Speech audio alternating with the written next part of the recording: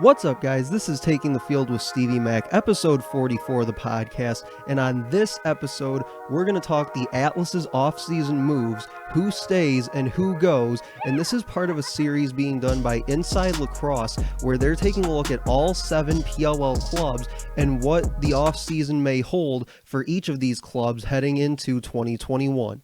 So, just to kind of recap the Atlas from a overall organizational perspective, the Atlas went 5-5 in 2019 under then head coach John Paul, and the team didn't really look great, but they at least had a foundation, it seemed like. The defense was an issue for sure, but the offense just needed more time to gel, and I think getting comfortable playing with each other. Then in 2020, the team went 1-4 in the championship series, including a loss in the postseason to the Archers in that first round. The defense kind of looked the same as 2019, and the offense looked far worse than I think any of us could have really expected, at least a lot of the people that I've talked to since the championship series and even during the championship series. And really the offense in particular had a lot of shooters, as we all would have expected, but they didn't really have any feeders other than Rob Pennell. And that's where a guy like Joel Tinney, you could tell the difference between 2019 and 2020 was with Joel Tinney, as he was the number 4 assist leader on the Atlas in 2019 and was also one of the top dodge to feed middies in all the PLL in 2019. And we talked about that during the championship series here on the podcast as well. But really, I think one of the biggest things it seems like everybody can agree on here is that the roster needs to be shaken up. But the question really is, who stays and who goes? Now, the article breaks down who could be traded at each position between attack, midfield, and defense, and we're going to go through here over the next few minutes and kind of break each one of those scenarios down. So at attack, they list Eric Law and Ryan Brown as 2 of the options to get traded at attack. And I think for me personally, after reading the reasons why, I would say I would rather trade neither of them actually, so long as you can get a deal for Rob Pennell. So that's really the biggest part to my thing, is that you have to be able to get a deal for Rob Pennell in order for Law and Brown to be able to stay. Otherwise, then yeah, you do have to look at trading a guy like Eric Law or Ryan Brown, or even, hey, I think a guy like Chris Cloutier could get some interest from other clubs. But I think that the offense got stuck at X too much in 2020, and there was really no off-ball movement from the middies up top within this Atlas offense. So you saw kind of stick behind at X with Rob Pennell way too much and kind of forcing him to have to make plays late in the shot clock on an island all alone.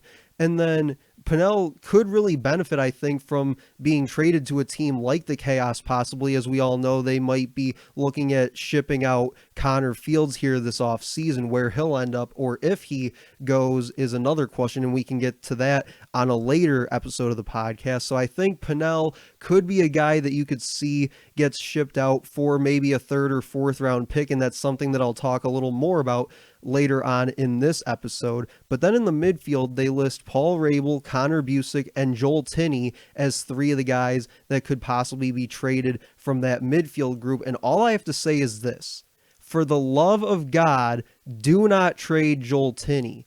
I have said it before on the podcast, I am an Atlas fan and I will support them and all that, but if they trade Joel Tinney, that might actually be the thing that makes me move on from my fandom of the Atlas and kind of turn in my fan card for the Atlas. And quite frankly, I think if you get rid of Joel Tinney after not really giving him any sort of a chance in 2020 to show what he can do, to me, that's almost a fireable offense for Ben Rubior. But again, we'll talk more about that on later episodes at such a time.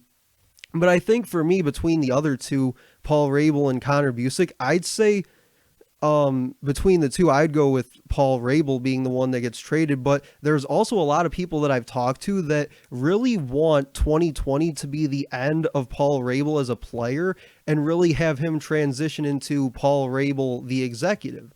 And I could see that happening. The guy's, 35, 36, something like that, somewhere in his mid-30s. So I definitely think that it wouldn't come as much of a surprise to anybody in the lacrosse world if that were to happen. But otherwise, it then becomes a question of, do you want to go that way, or should we just go ahead and trade you? So that's, again, another thing that we'll have to see when it finally comes to that. But then you finally look at the defense, and they basically name everybody in the article outside of Cade Van Raphorst or Craig Schick. And I think at that point it becomes take your pick who you want to get rid of.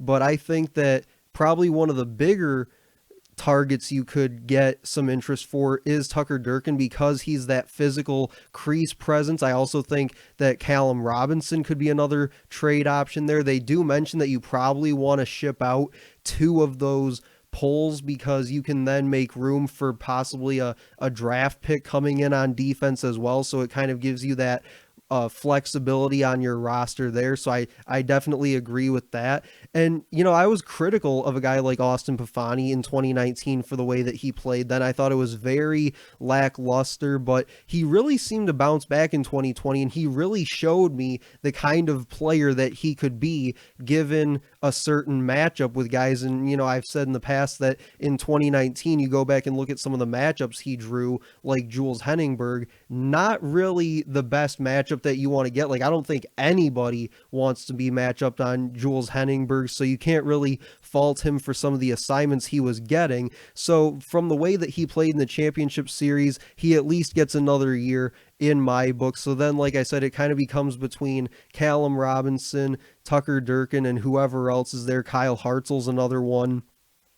But really, keep in mind that the Atlas could be looking to get a pick or 2 back in any of these trades, as they'll only have 3 in next spring's collegiate draft. Their 3rd rounder that I mentioned before was sent to the Chrome in a trade for Romar Dennis, and that 3rd round pick was later then traded to the Chaos for Matt Gaudette. So the Atlas have a lot of work to do to get this roster looking younger and faster, as Ben Rubior wants to create more of a transition game with this team. And another thing I'll say is that Ben Rubior, keep in mind, was also the unanimously named last place head coach in the PLL, according to you guys, the listeners on Twitter, during that PLL head coaching ranking show that we did about a month or so ago now. So the offense just really needs to get back to what it was in 2019, I think, and Joel Tinney needs to be a big part of that. And then you just kind of start from there, really. You retool the defense entirely around guys like Van Raphorst, Schick, and Jack Kincannon. I think if you do that on both sides of the field, if you do that, maybe, just maybe, the Atlas can compete in 2021. But that'll do it for episode 44 of Taking the Field with Stevie Mack. Make sure to like, comment, and share on this post. You can also check out past episodes of the podcast on Taking the Field with Stevie Mack on YouTube, SoundCloud, Spotify, Anchor, Google Podcasts, Apple Podcasts, literally everywhere you guys get your podcast. But that'll do it for episode 44, guys. I'll talk to you later.